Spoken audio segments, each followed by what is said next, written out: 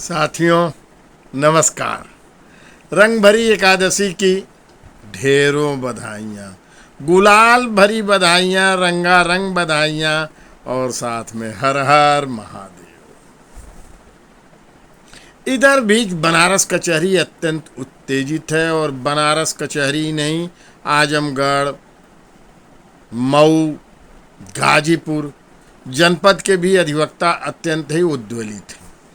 विषय बन गया है ग्राम न्यायालय की स्थापना से संबंधित और यह अत्यंत गंभीर है। कुछ आक्रोश भी अधिवक्ताओं में है। जिला कचहरी के उन लोगों ने अन्य भिन्न भिन्न प्रकार से आंदोलन भी किया, कुछ हड़ताल भी किया और उस पर विशेष चर्चा भी आवश्यक बन गई है। और चर्चा ग्राम न्यायालय पर जब आती है तो क्या है ये, प्रथमतः तो ये जान लेने की आवश्यकता है कि सन 2008 में जब कांग्रेस की सरकार थी तो उसने ग्राम न्यायालय के लिए अधिनियम केंद्र में संसद में पारित किया था और उसका जो क्षेत्राधिकार का विषय था वह था 2 वर्ष से कम की सजा वाले फौजदारी के मुकदमे ग्राम न्यायालय में चलेंगे। साथ ही जो सिविल प्रकरण होगा, व्यवहारवाद का प्रकरण होगा, वो समझौता से तय अगर होगा तो उसको वो रिकॉर्ड करेंगे और निर्णित कर देंगे समझौते के आधार पर। और इन दोनों ही प्रक्रियाओं में सीपीसी यानी व्यवहार प्रक्रिया संहिता, फौजदारी प्रक्रिया संहिता, साक्ष्य अधिनियम का तकनीकी रूप से प्रयोग नहीं किया जाएगा, बल्कि बहुधा ये सामान्य जो नैसर्गिक न्याय प्रणाली है उसके आधार पर संपन्न किया जाएगा। और इसके लिए प्रथम श्रेणी के मजिस्ट्रेट नियुक्त होंगे जो मोबाइल रूप में भी हो सकते हैं। 10-5 न्याय पंचायतों को मिलाकर उनका केंद्र बन जाएगा। वहाँ जो जिला कचहरी में नियुक्त मजिस्ट्रेट हैं वहीं उसके लिए डिप्यूट होंगे और वहाँ सुनवाई करेंगे। इसमें तमाम व्यवहारिक कठिनाइयाँ थीं क्योंकि उन स्थानों पर यदि न्यायिक मजिस्ट्रेट जाता है, कार्रवाई करता है तो उसके लिए ओथ कमिश्नर, शपथ पत्र देने के लिए नोटरी इत्यादि की आवश्यकता पड़ेगी, अधिवक्ताओं की आवश्यकता पड़ेगी, पूरा इंफ्रास्ट्रक्चर चाहिए और साथ में पुलिस को अभियुक्तों को ले जाने की आवश्यकता पड़ेगी। ये सब जटिलताएं थीं, किंतु एक मूल जो मंत्र चला था, न्याय चला निर्धन के द्वार, वही प्रक्रिया उसी सिद्धांत को मान के ये चलाया गया। 15 साल बीत गया।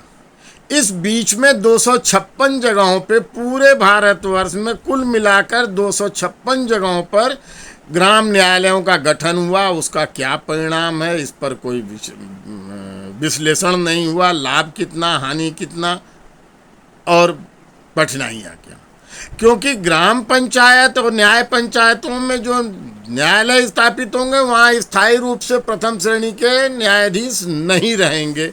यह स्वाभाविक है क्योंकि वह आवासीय सुविधा वहाँ नहीं होने वाली है। इससे आवागमन की अत्यंत जटिलताएं बनी रहेंगी, उसमें समय व्यय होगा।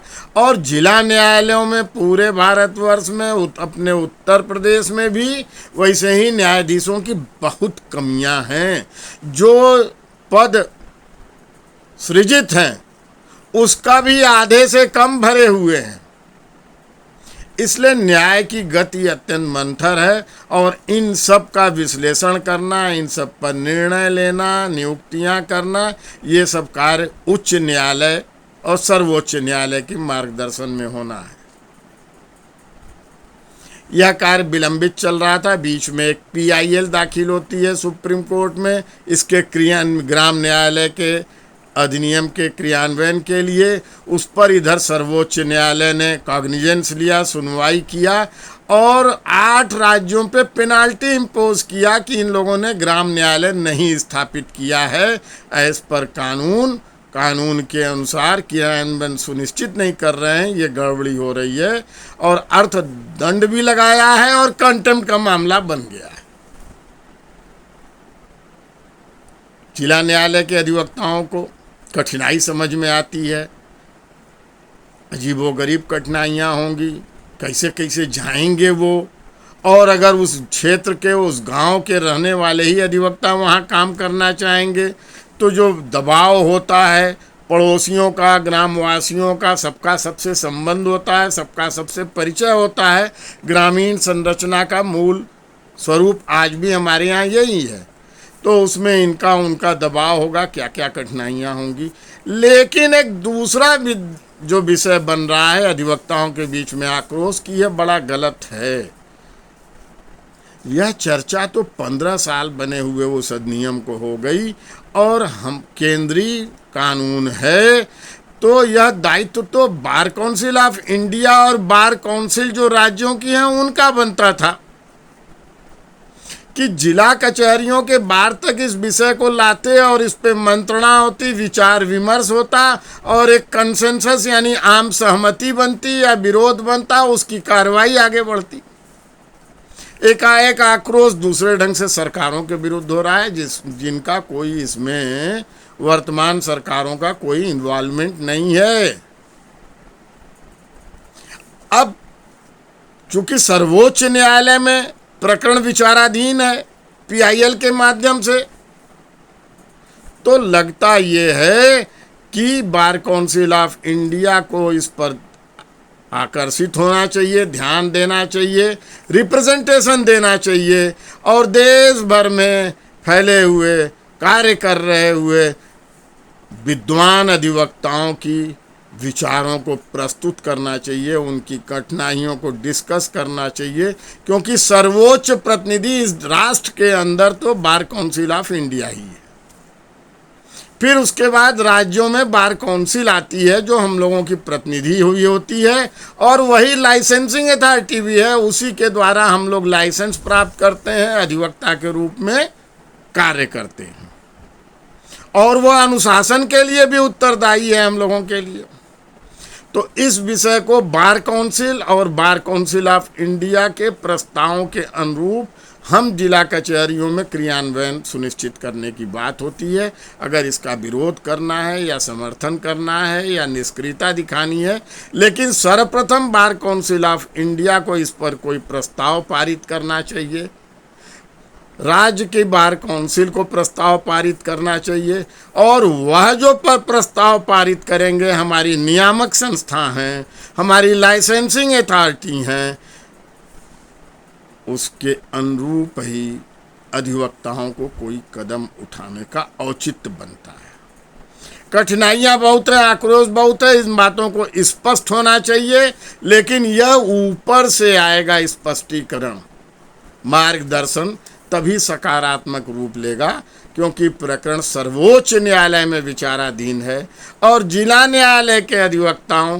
के आंदोलन और हड़ताल से कोई प्रभाव सर्वोच्च न्यायालय तक नहीं जाएगा, जब तक कि अगर इस पर विरोध होना हो तो राष्ट्रव्यापी होना चाहिए और उसके लिए अधिकृत जो है वह बार काउंसिल ऑफ इंडिया है अथवा बार काउंसिल ऑफ राज्य है या उत्तर प्रदेश के लिए उत्तर प्रदेश की है।